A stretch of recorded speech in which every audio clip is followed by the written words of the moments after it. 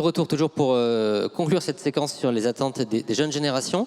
On va proposer à la salle de poser des questions, jeunes et moins jeunes, tout le monde a la parole.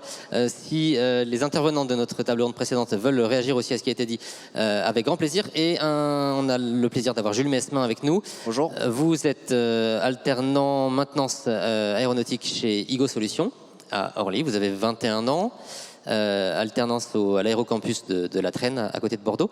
Vous travaillez, c'est intéressant, sur un rythme de travail semaine de 4 jours. Et vous me disiez, pour moi, c'est un inconditionnel pour le choix de mon entreprise. Et j'aimerais vous entendre là-dessus. Oui, alors juste, je voudrais rectifier, je ne suis plus alternant, maintenant je suis CDIsé. Eh bien, bravo, voilà, félicitations. Merci. Et oui, aujourd'hui, moi je travaille en 4 jours on, 4 jours off. Et c'est vrai que depuis maintenant 1 an, c'est devenu un essentiel dans ma vie. Parce que c'est vrai qu'on a le temps d'être au travail, de fournir du travail, de faire des grosses journées, mais on a aussi le temps d'être chez soi et de partager aussi des moments avec sa famille, avec ses amis, et de faire des activités qu'on ne pourrait pas faire justement quand on a une semaine de travail à 5 jours avec juste un week-end de repos. Donc c'est vrai qu'aujourd'hui, moi, c'est devenu quelque chose d'essentiel et je chercherai uniquement ça à l'avenir. Donc c'est un critère de base. Alors voilà, le message est passé auprès des employeurs. Ça peut limiter le choix. Pour vous, c'est donc un équilibre assez fort entre vie personnelle et vie professionnelle. Ça remet pour le coup pas en cause votre engagement professionnel vis-à-vis de l'entreprise. Mais non, ça ne remet pas en cause mon engagement professionnel. C'est-à-dire que sur une semaine de 4 jours, on est présent du coup 40 heures sur 4 jours dans l'entreprise. Donc c'est vrai que finalement l'engagement professionnel n'est pas remis en question. On y est dans l'entreprise, on fournit du travail, on fournit des compétences et on apprend aussi nous de notre côté. Mais c'est vrai qu'aussi ça s'équilibre vachement bien avec du coup la vie personnelle où là on a aussi le temps de profiter pour soi. Donc l'engagement professionnel n'est pas remis en question, c'est juste maintenant trouver l'équilibre qui convient le mieux à chacun. Et aujourd'hui, moi, partager en deux mon temps de travail et mon temps personnel, je trouve ça vraiment adéquat avec ce que je recherche. Un choix qui, du coup, peut interroger des plus anciens de la filière. Mais c'est intéressant, Mathieu, vous voulez réagir là-dessus ? Ce que je veux réagir, c'est que ça me paraît tout à fait naturel et chacun ses choix. Pour une start-up, c'est vachement plus facile parce qu'on peut se mettre à 5, 10, 20 personnes et dire finalement comment on va s'organiser. À 5, 10, 20, c'est assez facile de s'organiser. Pour un groupe de 150 000 personnes, c'est un peu plus compliqué. Surtout qu'un groupe tourne depuis des décennies avec des accords, des partenaires sociaux, et des gens qui ont des avis différents, parce qu'ils se sont réglés de façon d'organiser leur vie depuis longtemps. Donc moi, je trouve que c'est bien dans le sens où ça bouscule et puis ça montre que c'est possible. Oui, alors moi j'ai envie de réagir aussi par rapport à ce que vous dites, parce que donc dans l'entreprise dans laquelle je suis, elle a été créée maintenant en 2016, donc il y a quelques années, et ça a été mis en place il y a seulement 1 an et demi.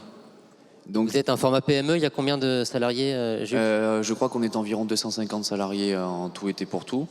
Avec des contraintes horaires assez Non, fortes. c'est pas 150 000. Mais ce que je veux dire, c'est que même s'il y a déjà un planning qui est mis en place, rien n'empêche de le bousculer ou de le changer et de revenir du coup sur un modèle qui peut plus convenir. Et c'est vrai que moi, j'ai interrogé un petit peu mes collègues aussi. C'est vrai qu'avant, c'était un peu bizarre, si je puis dire, l'emploi du temps. C'est-à-dire qu'il était scindé, on faisait 4 jours de travail, puis 3 jours de repos, puis 2 jours de travail, puis 1 jour de repos. Enfin, c'était vraiment compliqué. Et donc aujourd'hui, la semaine à 4 jours et 4 jours de repos, ça convient à tout le monde. Les équipes de travail sont donc séparées en deux. Pendant qu'il y en a une qui travaille, forcément, il y a d'autres équipes qui se reposent. Mais aujourd'hui, tout le monde est ravi de ça et c'est essentiel. Tout le monde a envie de pouvoir profiter de son temps libre et de ces 4 jours, quoi. Et on n'a plus cet effet sur la semaine de 5 jours où le week-end passe trop vite. On est déjà lundi, il faut recommencer. Non. Enfin, pour nous, on a vraiment la sensation d'avoir du repos et c'est pas retourner au travail n'arrive pas si vite que ça et on est même content d'y retourner. C'est un vrai équilibre.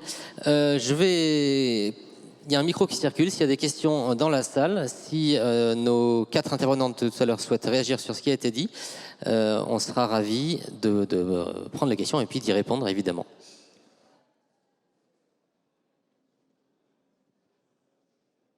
Merci déjà pour tout ce que vous avez dit.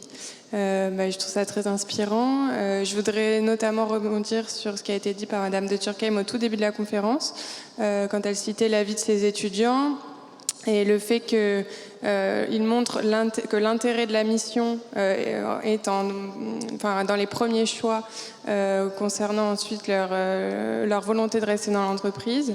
Je suis tout à fait d'accord avec cette affirmation-là. Et également, je trouve que ça rejoint ce qui a été dit aussi par Valérie Guillemet dans la précédente table ronde, sur le fait que les entreprises font confiance aux jeunes dès leur arrivée et leur donnent des missions à responsabilité dès l'arrivée dans l'entreprise. Et ça, je suis tout à fait d'accord et je peux témoigner aussi sur ce côté-là. J'ai été presque même agréablement surprise des responsabilités qu'on nous confie assez tôt en arrivant dans l'entreprise. Et je pense que c'est aussi quelque chose de déterminant pour permettre de garder en fait les personnes dans une même entreprise. Merci, c'est ce fameux triangle entre salaire, intérêt du poste et conditions de travail qui se pose, Chantal Le Turckheim, avec une forte envie d'autonomie et de responsabilisation. Oui, tout à fait. Je pense que ça, c'est quelque chose d'intéressant. Mais moi, ce que j'aimerais rebondir aussi sur l'exemple du jeune homme de 4 jours. Ce qui est intéressant, c'est ces 4. On n'est pas dans la semaine, c'est-à-dire qu'on n'est pas dans le 4+3. Ça veut dire qu'on casse l'organisation habituelle de la semaine. Et ça, c'est aussi un sujet intéressant parce que c'est ce qui permet justement de rénover des choses, parce qu'on est en dehors du cadre, on sort d'un cadre. Et je trouve ça intéressant. Quand on parle d'une page blanche, c'est plus facile d'être moins contraint par les cadres et les process. Voilà, mais en plus, c'est le 4+4, ce qui fait qu'on n'est pas dans le lundi, mardi à samedi, dimanche. On casse le schéma, là. Il y a quelque chose d'intéressant à regarder, c'est tout. Est-ce qu'il y a d'autres questions, remarques, bonnes surprises, mauvaises surprises sur ces débats générationnels, mais pas seulement?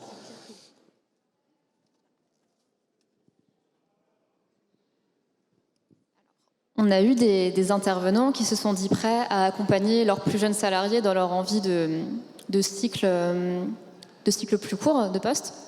Je me demandais si cette volonté se traduisait par des budgets de formation plus élevés qu'avant. Question très concrète. Cécile Berger, vous allez avoir le plaisir d'y répondre.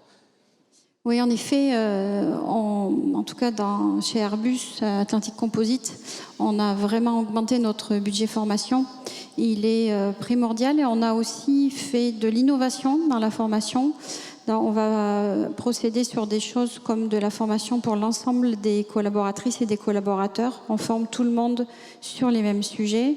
Et après, plus spécifiquement sur les jeunes ou moins jeunes, puisque moi je fais beaucoup de reconversions professionnelles qui nous accueillent, l'objectif c'est de les rendre autonomes sur leur poste de travail. Donc on va accompagner et il y aura de la formation jusqu'à ce qu'on ait l'autonomie sur le poste. Par contre, ça va être de la formation, pas forcément à l'extérieur, comme on peut l'imaginer, quelque chose de très formel. On va faire beaucoup d'accompagnement au poste. On parlait de buddy tout à l'heure. Donc, on a aussi des buddies, donc des compagnons référents qui vont, pendant 1 mois, 2 mois, voire 3 mois, former la personne au poste. Et puis après, on va faire des évaluations à froid, des évaluations à chaud, et on va nous-mêmes nous améliorer sur cette partie de la formation. Donc oui, on a beaucoup augmenté notre budget, mais aussi nous formons différemment que ce qu'on pouvait faire avant. Voilà. Mathieu, allez-y. Ouais, ce que je vois pas mal dans le monde des startups, au moins celles dans lesquelles je siège au conseil d'administration, c'est que j'essaye sérieusement de limiter le nombre de couches managériales. Et ce que j'aime bien, c'est dire en dessous de 500 personnes, c'est 3 couches. Ce que ça veut dire, c'est polyvalence, équipe beaucoup plus flat. Du coup, il y a un transfert ou un échange autour des compétences de chacun qui, je pense, rend le job vachement plus intéressant et permet de démarrer des passerelles vers des changements de mission, même à l'intérieur d'un groupe.